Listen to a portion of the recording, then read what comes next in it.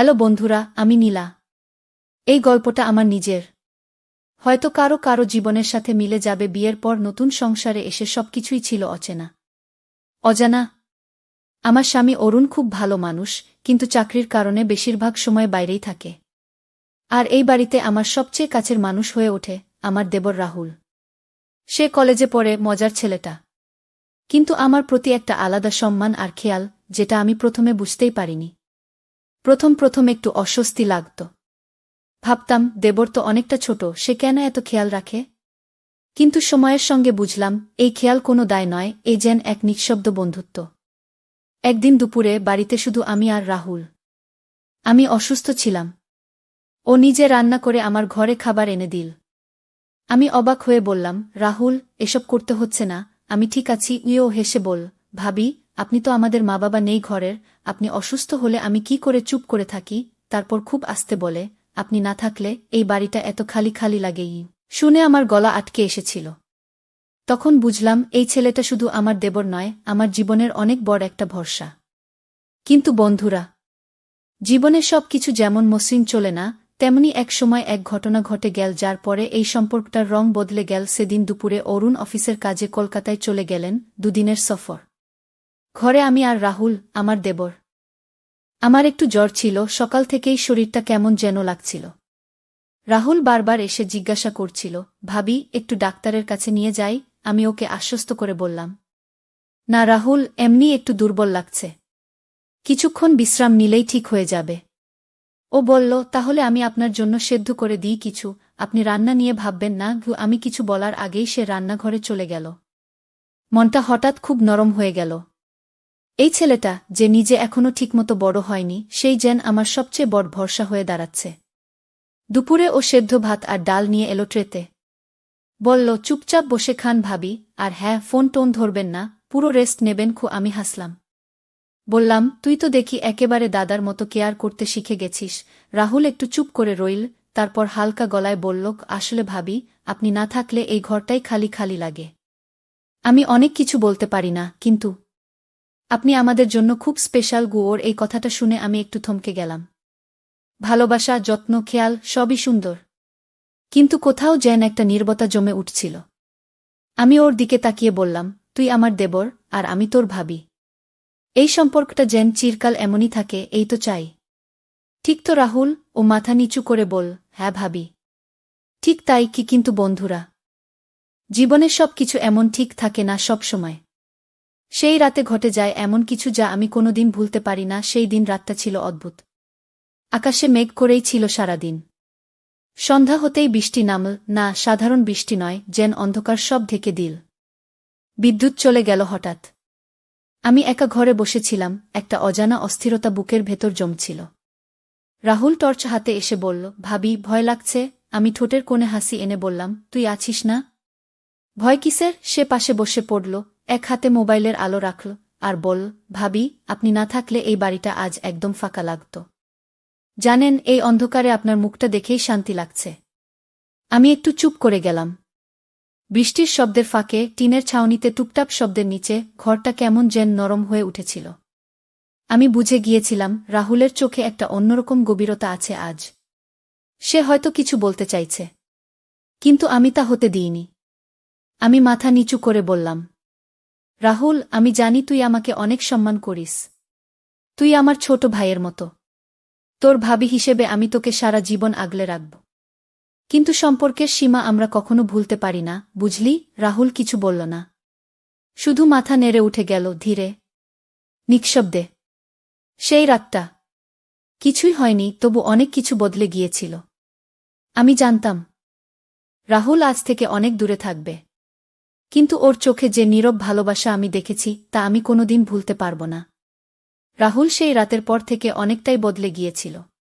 আগের মতো সহজসাধাসিধে কথা বলত না, একটু দূরত্ব রেখে চলত। আমি বুঝতে পারতাম সে আমাকে এড়িয়ে চলার চেষ্টা করে, কিন্তু তার চোখ, তার চুপ করে বসে থাকা, আর দরজার কাছে এসে আবার ফিরে যাওয়া, এসব কিছুই আমার চোখ এড়াত না।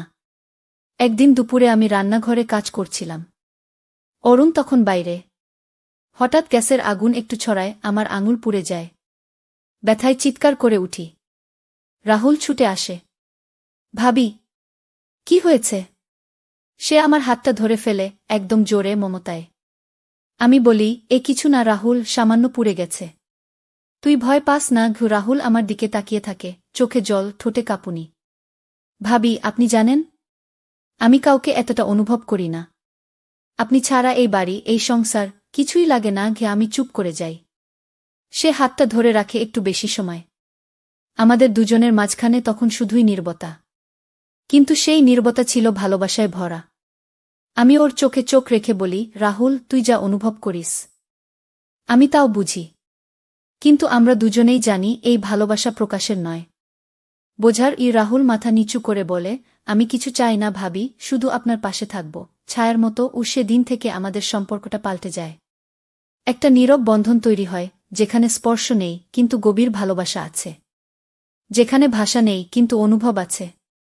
সেই ঘটনার পর রাহুল একটু একটু করে আবার আগের মতো হয়ে উঠছিল। তবে এবার আমাদের কথার মাঝখানে আরও বেশি নীরবতা থাকত, আর সেই নীরবতার মাঝেই জমে উঠত এক অদ্ভুত অথচ মিষ্টি ভালোবাসা। একদিন বিকেলে অরুণের ফোন এল, অফিসের প্রজেক্টের জন্য ওকে আরও 1 সপ্তাহ বাইরে থাকতে হবে। রাহুল তখন বারান্দায় বসে বই পড়ছিল। আমি গিয়ে বললাম, তোর দাদা ফিরতে আরও দেরি হবে। রাহুল সে আমার দিকে তাকিয়ে কিছু বলল না, শুধু বলল, এই সময়টা যেন থেমে না যায় ভাবি। আমি অবাক হয়ে জিজ্ঞেস করলাম, কি থেমে না যায় রাহুল? সে চোখ নামিয়ে আসতে বল, এই সময় যখন আপনি আছেন, আর আমি আপনাকে শুধু দেখতে পারি, কাছাকাছি থাকতে পারি, কিছু না চেয়েও সব কিছু পেয়ে যাই। কি তার চোখে ছিল এক নির্ভেজাল ভালোবাসা, তাতে কোনো ধৃষ্টতা নেই, শুধু গভীর অনুভব। আমি চুপ করে গেলাম। জানালার ফাঁক দিয়ে হাওয়া ঢুকছিল, চুল উড়িয়ে দিচ্ছিল। রাহুল আমার চুলগুলো সরিয়ে দিয়ে বলল, আপনাকে শুধু একটুখানি হাসতে দেখলেই আমার দিনটা ভালো যায়। আমার চোখে জল চলে এল, কিন্তু সেটা লুকিয়ে হেসে বললাম, তুই না একদম পাগল হয়ে গেছিস কি? রাহুল আস্তে করে বলল, পাগল হতেই তো ভালোবাসতে শেখা যায় ভাবি।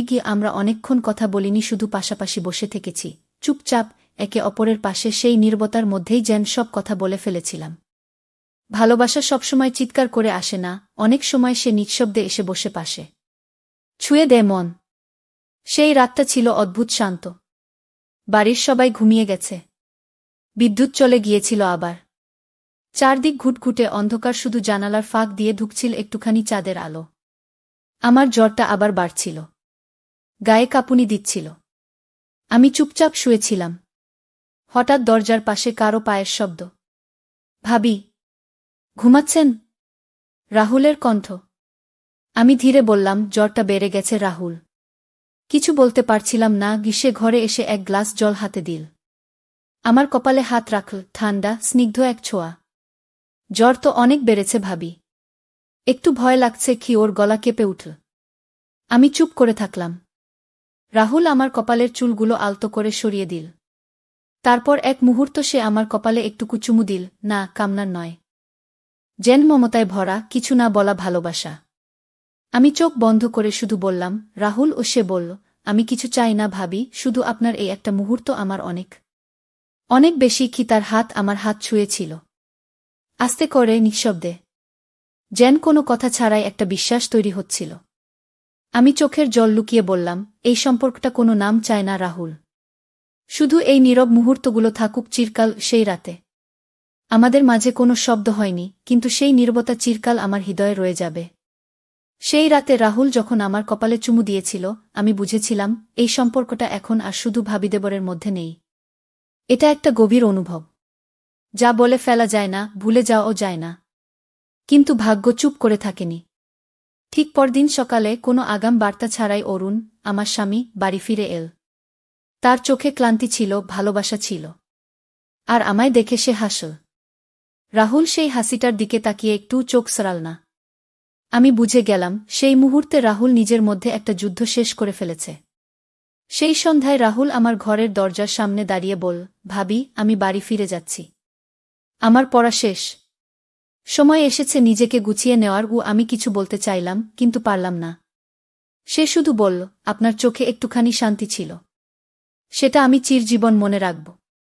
আপনি ছিলেন, আছেন, থাকবেন আমার মনের ভেতর একেবারে নির্বেক্ষ। আমি জিজ্ঞেস করলাম, আমাকে ভুলে যাবি রাহুল? সে মাথা নাড়িয়ে বল, না ভাবি, ভুলব না, শুধু কিছু ভালোবাসা মনে রেখে দূরে থাকতে হয় কি। তারপর সে বেরিয়ে গেল।